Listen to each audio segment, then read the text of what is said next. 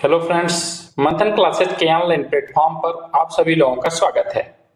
Friend, आज की class हमारी बिहार कर्मचारी चयन आयोग से संबंधित होगी, जिसके अंतर्गत हम लोग एसएससी 10+2 लेवल के जीके जीएस के 50 महत्वपूर्ण प्रश्नों पर चर्चा करेंगे। तो चलिए फ्रेंड, शुरू करते हैं। आज के पहले क्वेश्चन पे चर्चा करते हैं। पूछा जा रहा फ्रेंड, प्लासी की लड़ाई किस वर्ष में लड़ा गया था?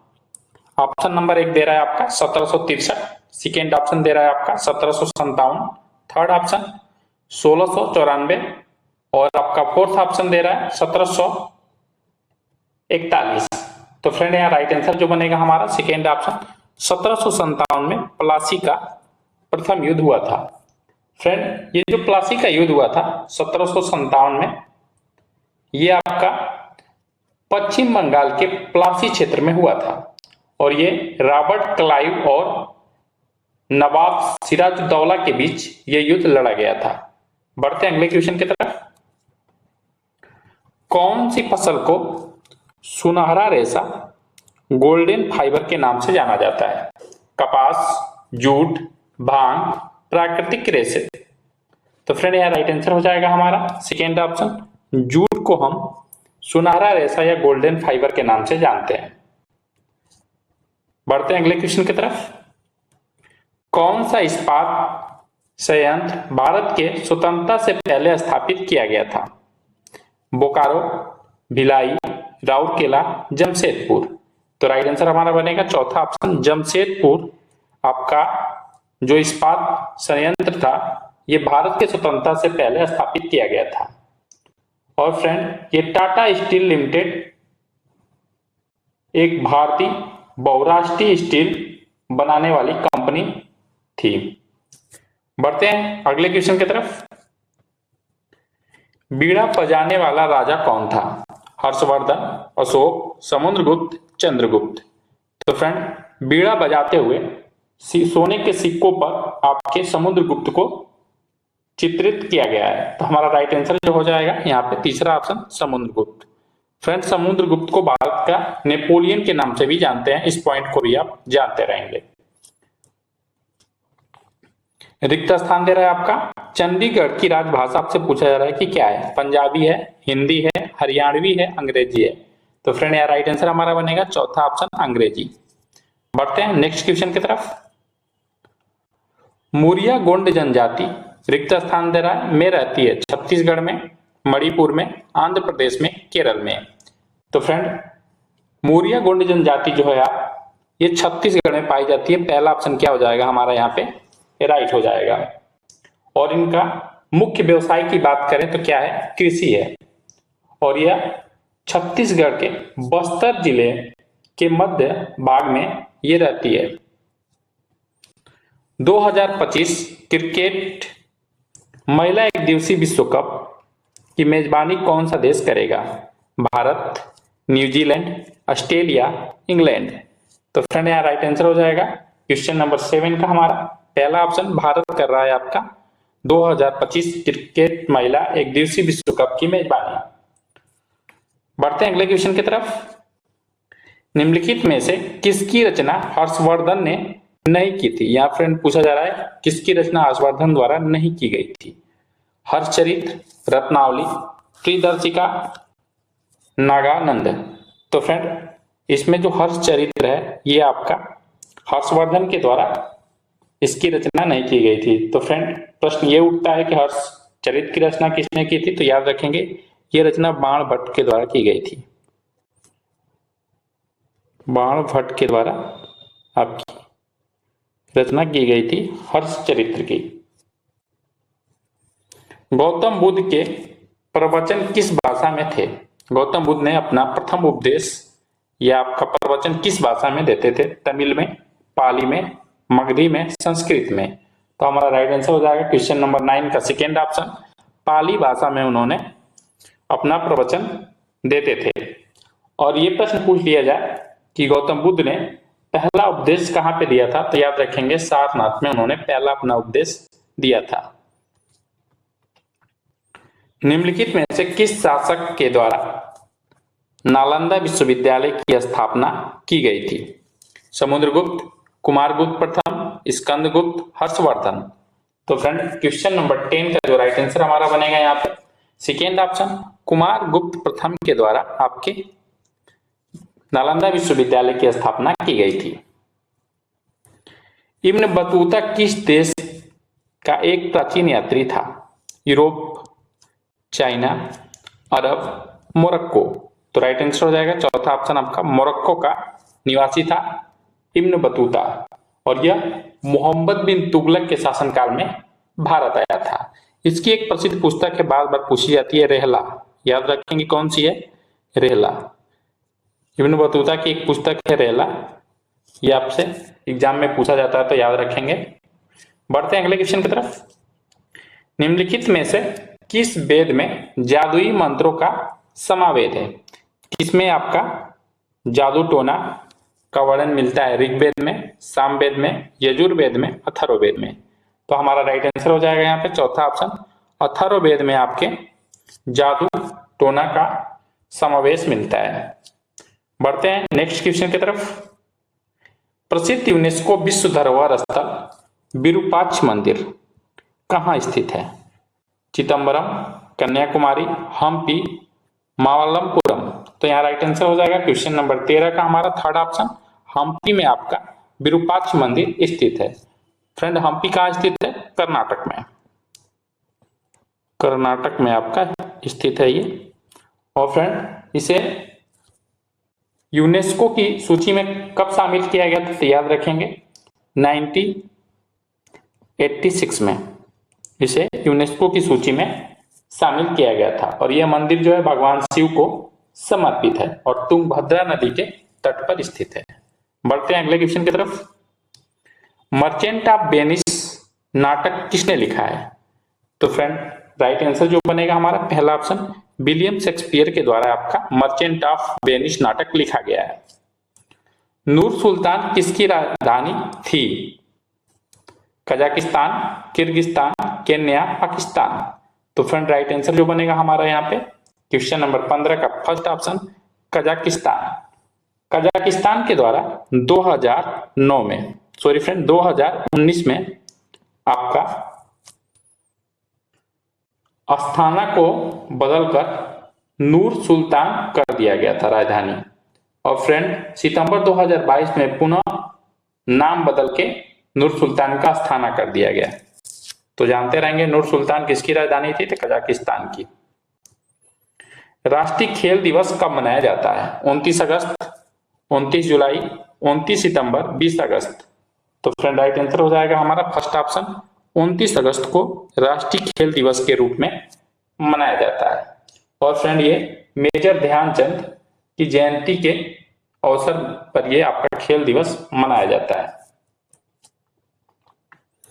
नेताजी सुभाष चंद्र बोस ने 1943 में आजाद भारत के सरकार के गठन की घोषणा कहाँ की थी?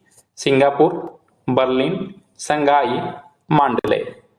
तो फ्रेंड क्वेश्चन नंबर जो 17 का राइट आंसर हमारा हो जाएगा यहाँ पे पहला ऑप्शन, सिंगापुर में उन्होंने स्थापना की थी। और फ्रेंड सुभाष चंद्र बोस के द्वारा आजाद हिंद फौज की भी स्थापना की गई थी, जो आपका 21 अक्टूबर 1943 को की गई थी। इनमें से किस प्रधानमंत्री द्वारा अफ्रीकी एशियाई एकजुटता को भारत के विदेश नीति के केंद्रीय तत्व के रूप में आरंभ किया था? नरेंद्र मोदी, आई.के. गुजराल, जे.एल. नेहरू, जवाहरलाल नेहरू, मनमोहन सिंह। तो फ्रेंड राइट आंसर जो हमारा बनेगा क्वेश्चन नंबर 18 का थर्ड ऑप्शन, जवाहरलाल नेहरू के द्वारा किया गया था। निम्नलिखित में से किस निकाय द्वारा प्रधानमंत्री राष्ट्रीय राहत कोष, फ्रेंड यहाँ कोष होना चाहिए, कोष संचालित किया जाता है? प्रधानमंत्री कार्यालय के द्वारा, राष्ट्रीय विकास परिषद के द्वारा, वित्त मंत्रालय के द्वारा, राष्ट्रीय आपदा प्रबंधन प्राधिकरण के द्वारा। तो राइट आंसर हमारा हो जाएगा फर्स्ट ऑप्शन, प्रधानमंत्री कार्यालय के द्वारा आपका प्रधानमंत्री राष्ट्रीय कोष को संचालित किया जाता है। निम्नलिखित में से किस देश के भारत के साथ सबसे लंबी स्थलीय सीमा है? फ्रेंड यहाँ स्थलीय सीमा पूछा जा रहा है। म्यांमार के साथ, पाकिस्तान के साथ, नेपाल के साथ, बांग्लादेश के साथ। तो फ्रेंड राइट आंसर हो जाएगा हमारा यहाँ पे चौथा ऑप्शन, बांग्लादेश के साथ भारत की सबसे लंबी स्थलीय सीमा लगती है। और यह कितनी है फ्रेंड? तो ये 4096 किलोमीटर जो है आपकी सीमा है भारत और बांग्लादेश के बीच। और जो राज्य हैं आपके बांग्लादेश से सीमा साझा करते हैं भारत के, इसमें पश्चिम बंगाल है, असम है, मेघालय है, त्रिपुरा है, मिजोरम है। निम्नलिखित में से दक्षिण भारत की सबसे ऊंची चोटी कौन सी है? फ्रेंड आपसे दक्षिण भारत की सबसे ऊंची चोटी की पूछी जा रही है कि कौन सी होगी। अनाईमुड़ी, दोदा बेट्टा, गुरु शिखर, महेंद्रगिरी। तो राइट आंसर हमारा हो जाएगा 21 का फ्रेंड यहाँ पे पहला ऑप्शन अनाईमुड़ी जो है ये दक्षिण भारत की सबसे भारत की ऊंची चोटी है। बढ़ते हैं अगले क्वेश्चन की तरफ। किन दो पर्वत श्रेणियों के मध्य कश्मीर घाटी स्थित है? लद्दाख व जास्कर, बृहद हिमालय व पीर पंजाल, बृहद हिमालय व जास्कर, काराकोरम व लद्दाख। तो फ्रेंड राइट आंसर हो जाएगा हमारा यहाँ पे सेकेंड ऑप्शन बृहद हिमालय और पीर पंजाल के मध्य आपका कश्मीर घाटी स्थित है। बढ़ते हैं क्वेश्चन नंबर 23 की तरफ। भारत के किस द्वीप पर उद्गम ज्वालामुखी है? बैरन द्वीप, निकोबार द्वीप, लिटिल निकोबार, उत्तरी अंडमान।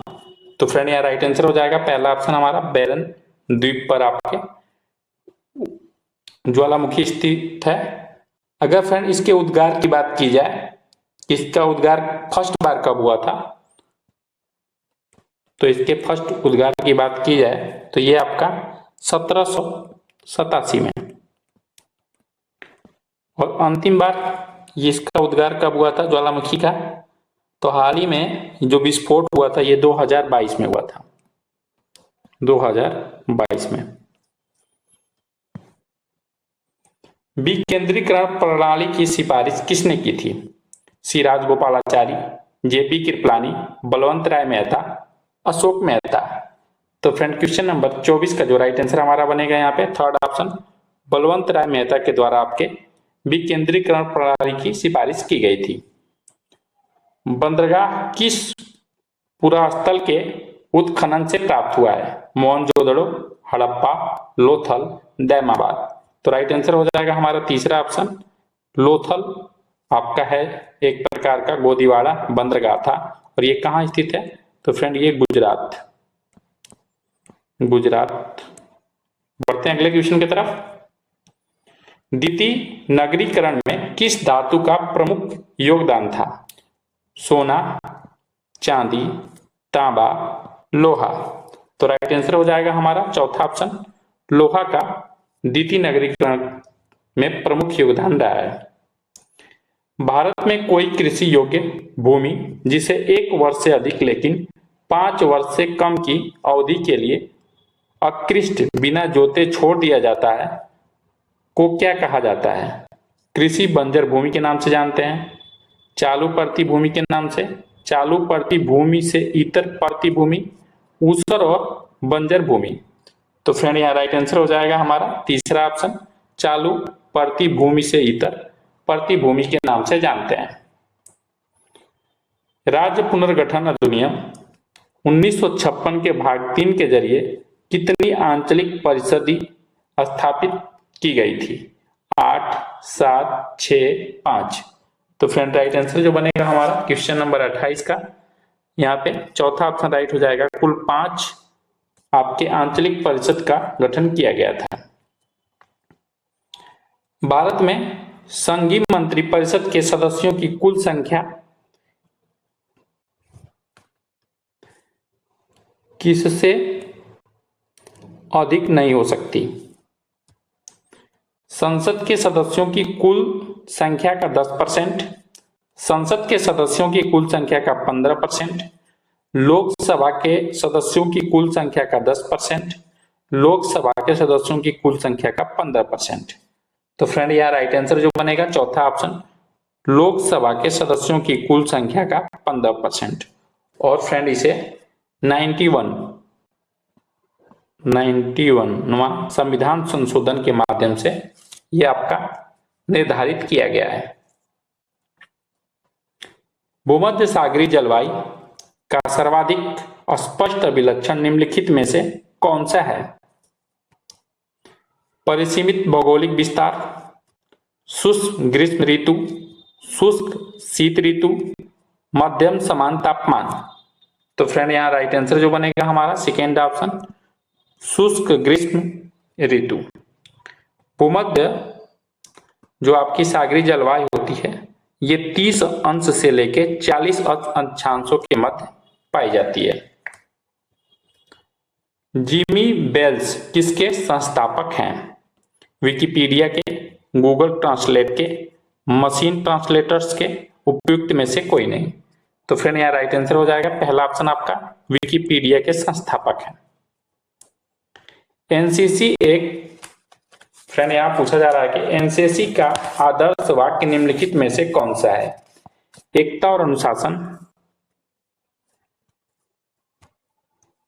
एकता और सत्यनिष्ठा, एकता और प्रभुता, एकता और सेवा।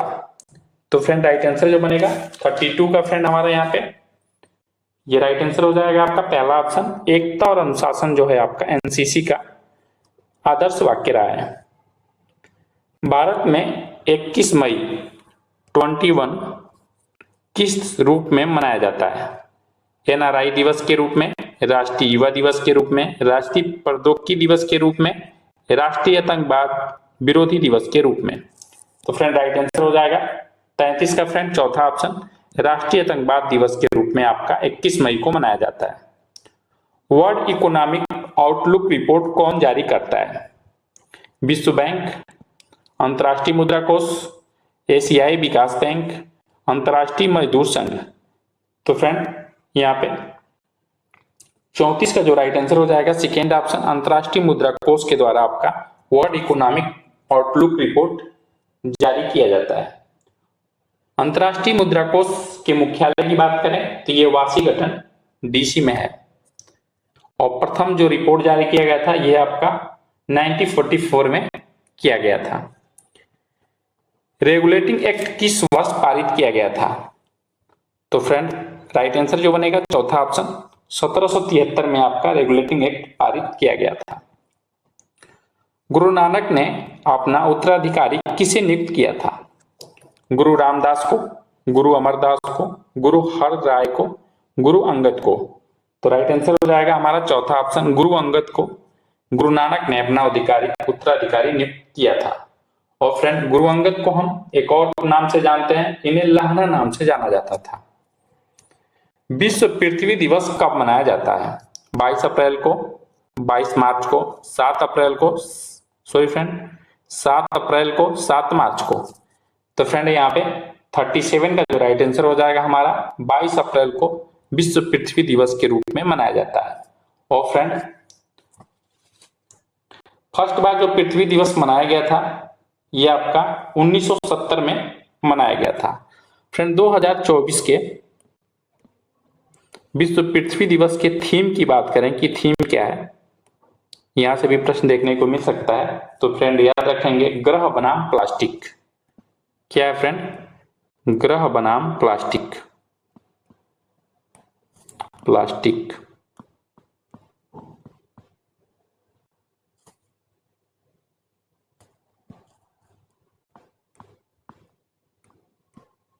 बढ़ते हैं अगले क्वेश्चन की तरफ। अल्फाफा है एक प्रकार की घास है, एक प्रकार की जनजाति है, एक पशु है, एक नगर है। तो अल्फाफा क्या है? एक प्रकार की ये पौष्टिक रहित एक प्रकार की ये घास है। बढ़ते हैं अगले क्वेश्चन की तरफ। भारत के किस राज्य की सीमा नेपाल, भूटान, चीन तीनों देशों से मिलती है? अरुणाचल प्रदेश की, मेघालय की, पश्चिम बंगाल की, सिक्किम की। तो फ्रेंड राइट आंसर जो हमारा बनेगा चौथा ऑप्शन सिक्किम की सीमा जो है आपके नेपाल, भूटान और चीन तीनों देशों की सीमा साझा करता है। दल बदल निरोधक कानून किस संविधान संशोधन विधेयक से संबंधित है? तो फ्रेंड राइट आंसर हो जाएगा यहाँ पे हमारा सेकेंड ऑप्शन 52वां संविधान संशोधन के द्वारा दल बदल पर रोक लगाया गया था। सर्वाधिक लवणता किस सागर में पाई जाती है? मृत सागर, लाल सागर, हिंद महासागर, अरब सागर। तो फ्रेंड राइट आंसर हो जाएगा 41 का फ्रेंड फर्स्ट ऑप्शन मृत सागर में। भारतीय पुरातत्व का जनक किसे कहा जाता है? अलेक्जेंडर कनिंघम को, जॉन मार्शल को, मार्टिन व्हीलर को, जेम्स प्रिंसेस। तो फ्रेंड राइट आंसर हो जाएगा पहला ऑप्शन हमारा अलेक्जेंडर कनिंघम को हम भारतीय पुरातत्व का जनक के रूप में जानते हैं। दिल्ली सल्तनत के किस वंश ने सबसे कम समय तक शासन किया? यहाँ पे आपसे सबसे कम समय तक शासन करने किसने किया था ये पूछा जा रहा है। खिलजी वंश, तुगलक वंश, सैयद वंश, लोधी वंश। तो फ्रेंड राइट आंसर जो बनेगा हमारा यहाँ पे पहला ऑप्शन खिलजी वंश ने सबसे कम समय तक शासन किया था। अगर खिलजी वंश के कार्यकाल की बात करें तो ये आपका 1290 से लेके आपका 1320 तक शासन किया था। कुल कितने वर्ष हो जाएगा फ्रेंड? तो ये आपका 30 वर्षों तक, 30 वर्ष आपका खिलजी वंश शासन किया। अगर सबसे अधिक समय तक सबसे लंबा शासन किसका रहा तो याद रखेंगे लंबा शासन जो था ये आपका किसका था? तुगलक वंश का। अगर इसके कार्यकाल की बात करें तो ये 1320 से लेके आपका 1414 तक, 1414 तक इन्होंने शासन किया था। लगभग 94 वर्ष, 94 वर्ष तक इन्होंने शासन किया। बढ़ते हैं अगले क्वेश्चन की तरफ। एक बंद अर्थव्यवस्था वह अर्थव्यवस्था है जिसमें मुद्रा पूर्ति पूर्ण रूप से नियंत्रित है, घाटा वित्तीय होता है, केवल निर्यात होता है, न तो निर्यात और न ही आयात होता है। तो राइट आंसर हो जाएगा चौथा ऑप्शन एक बंद अर्थव्यवस्था में न तो निर्यात होता है और न ही आयात होता है। नालंदा विश्वविद्यालय के संस्थापक कौन थे? चंद्रगुप्त, विक्रमादित्य, कुमारगुप्त, धर्मपाल, पुष्पगुप्त। तो फ्रेंड राइट आंसर हो जाएगा हमारा सेकेंड ऑप्शन यहाँ पे कुमारगुप्त।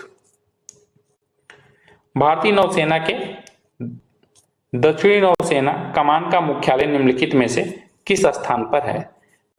तो फ्रेंड जो आपकी नौसेना है भारत की इसे 3 कमांडों में बांटा गया है। तो फ्रेंड इसमें आपसे किस कमांड की बात पूछी जा रही है फ्रेंड? तो फ्रेंड दक्षिणी कमांड के पूछी जा रही है कि कहां पे है। तो राइट आंसर हमारा हो जाएगा 46 का फ्रेंड यहाँ पे सेकेंड ऑप्शन कोच्चि। और फ्रेंड अगर ये पूछा जाए कभी आपसे कि सबसे पूर्वी कमांड नौसेना की कौन सी है तो विशाखापट्टनम है, और पश्चिमी कमांड की बात की जाए तो मुंबई है। बिहार प्रांतीय किसान सभा का गठन किसने किया था? स्वामी सहजानंद सरस्वती के द्वारा, राम सुंदर सिंह के द्वारा, गंगा शरण सिन्हा के द्वारा, रामानंद मिश्रा के द्वारा। तो राइट आंसर हो जाएगा पहला ऑप्शन हमारा स्वामी सहजानंद सरस्वती के द्वारा आपके किसान सभा का गठन किया गया था। कब किया गया था फ्रेंड? ये आपका 1929 में किया गया था। निम्नलिखित में से कौन सी पर्वत श्रृंखला नर्मदा और ताप्ती नदी के बीच जल को विभाजित करती है? सतपुड़ा, अरावली, बिंद, कैमूर। तो राइट आंसर हो जाएगा 48 का फ्रेंड यहाँ पे फर्स्ट ऑप्शन सतपुड़ा। पहली बार किस महिला को ज्ञानपीठ पुरस्कार मिला था? तो राइट आंसर हो जाएगा हमारा सेकेंड ऑप्शन आशापूर्णा देवी को मिला था आपका पहला ज्ञानपीठ पुरस्कार। वाष्पीकरण की दर बढ़ती है पृष्ठीय क्षेत्रफल के वृद्धि होने से, आर्द्रता में वृद्धि होने से, पवन चाल में कमी होने से, तापमान में कमी होने से। तो फ्रेंड यहाँ राइट आंसर हो जाएगा हमारा पहला ऑप्शन आपका पृष्ठीय क्षेत्रफल में वृद्धि होने से। तो फ्रेंड इस प्रकार हम लोग एग्जाम उपयोगी सिलेबस पे आधारित महत्वपूर्ण 50 जीके जीएस प्रश्नों पे चर्चा किए हैं। फ्रेंड इसी प्रकार की हम आपको डेली क्लास 50 प्रश्नों का प्रैक्टिस सेट कराते रहेंगे। आज ये हमारी पहली क्लास थी। फ्रेंड अगर ये क्लास अच्छी लगी हो तो लाइक करिए, और फ्रेंड इसी प्रकार के क्लास पाने के लिए हमारे चैनल को अभी तक आप सब्सक्राइब नहीं किए सब्सक्राइब करिए। मिलते हैं नेक्स्ट प्रैक्टिस सेट के साथ। लास्ट तक हमारी क्लास देखने के लिए थैंक यू।